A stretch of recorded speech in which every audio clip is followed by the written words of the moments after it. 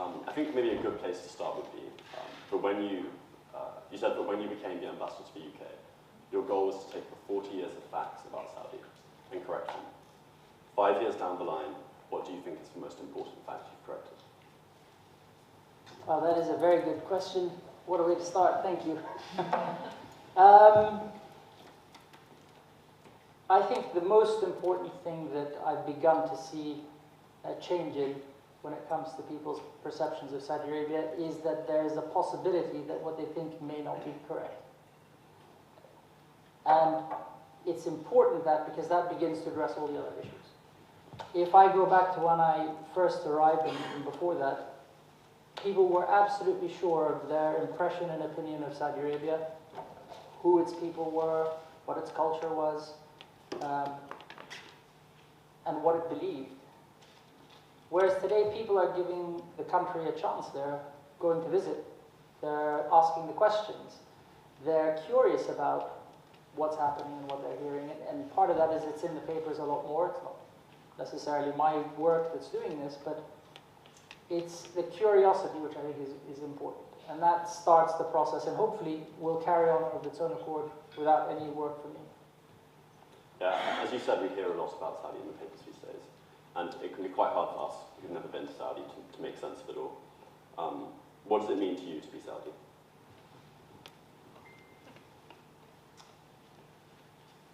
So I come from Central Arabia, right in the middle. I was joking earlier, many people say it's the most backward part of Arabia because it's furthest from everyone else.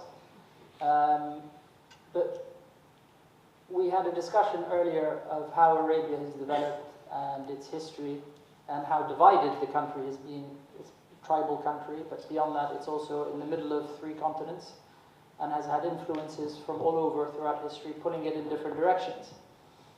It is right in the cradle of civilization. And so there's a beautiful link to history that is very old. My father used to joke that the majority of the world's greatest prophets were sent to our region for a reason, is because we don't listen. But it's also because so much has happened in this small part of the world. And in Saudi, we've been on the periphery of it. We've seen it, we've been part of it, but we've also been out of it and on our own. And being part of, seeing that perspective of history is something that for us means a lot. We look at things over the course of 1,000 years, 2,000 years, and we remember what happened 5,000 years ago. All that affects our interaction with each other, and in some places you don't quite get that perspective on history. Some places, much more short-term, particularly in the modern world with digital technology. For us, it's still important what happened many, many generations ago. I can go through my family lineage 17, 18 generations, not because it's special to me. Most Saudis can do that because history is important to us. So to be Saudi in the modern era is unique because we have that link to history, that link to much of what's happened in our part of the world, some of it good, some of it bad.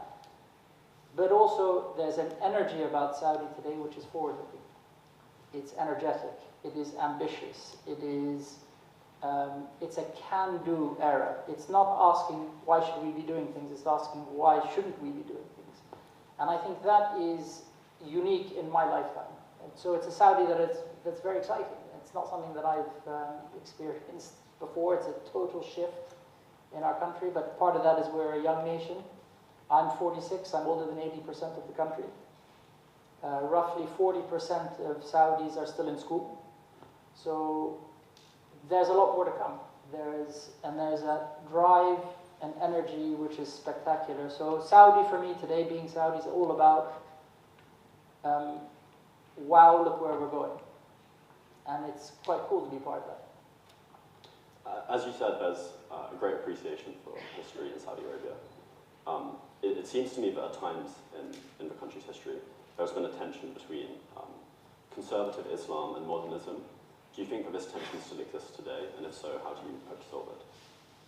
I mean, I think that's a natural tension that exists in any society, in any ideology, in any religion. There are always going to be different groups who think their way is the right way, and they'll pull at each other. I think part of the conservativeness of Arabia comes from the fact, and we were talking about this earlier, Arabia, its history is as a harsh desert climate where survival was the only important thing.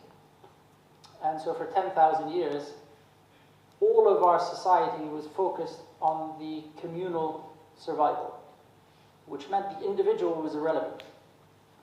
You were prepared to sacrifice the individual to protect the community. Because if the community died, there's nothing left anyway, and the individual is therefore irrelevant. And this is a subconscious way of thinking. It is what colored the way we look at everything else in our history. And it's important to understand that, because if you don't understand that, you cannot possibly understand who we are and how we are where we are. And so the resistance to change, conservatism, all of that is tied into protecting the community. Focusing on what you know, not what you don't know. A very good friend of mine gave me a book about Saudi, which I arrogantly, when I was younger, thought, what am I going to learn from someone else's book about Saudi? And in it, the writer, who was an American writer, said something really interesting.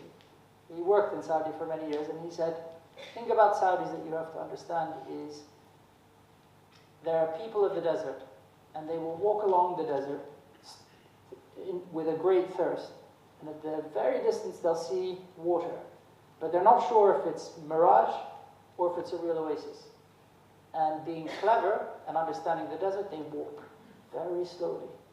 Because if they ran and it's a mirage, they might die. So they walk and walk and walk and walk till they're sure it's water, and then they run like hell.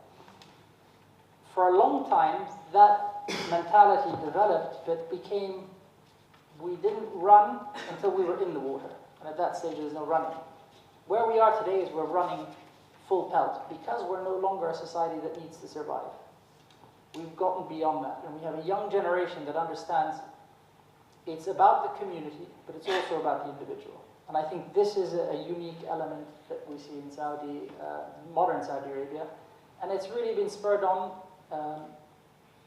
by properly visionary leadership. People hear those kind of phrases and they go, oh, yeah, it's another phrase that a government official will say about their leadership. But I mean, I cannot tell you what a change and a breath of fresh air the leadership we have in Saudi Arabia today has brought. And part of that is because it's young leadership. You know, our Crown Prince is 10 years younger than me. He is from that generation that is changing. He is ambitious. He is looking forward.